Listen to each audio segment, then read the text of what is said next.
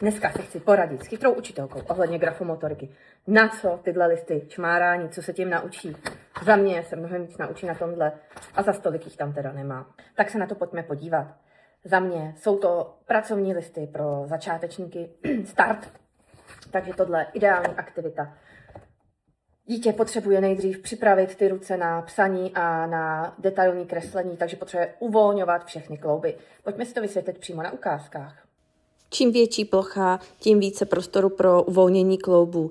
Takže kdo má odvahu, nalepte folii, nalepte balící papír na lednici, na zeď a nechte dítě čmárat úplně volně. Tady už připravená moje aktivita, můj pracovní modrý list, nalepený na balícím papíru, aby to dítě mělo opravdu prostor čmárat hodně.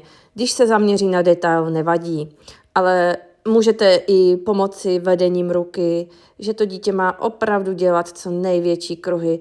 Vidíte, chytil se, zkusil to, mám to špatně přilepený. Proto jsem vlastně připojila 3 úkoly na tady ten volný pohyb ruky, protože ta ruka se opravdu potřebuje rozvolnit. Všechno souvisí se vším, hrubá motorika s jemnou, takže je to potřeba.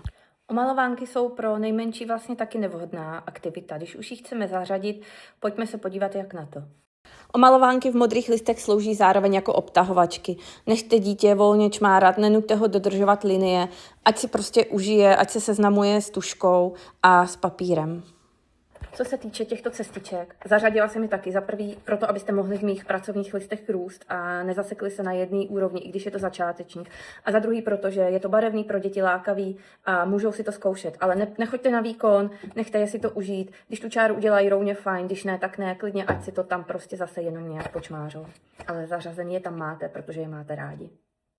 No a jaká je vlastně nejideálnější aktivita pro děti? Čmárání pozdí. Velká neomezená plocha. Strašák pro rodiče. Tak na to zapomeň.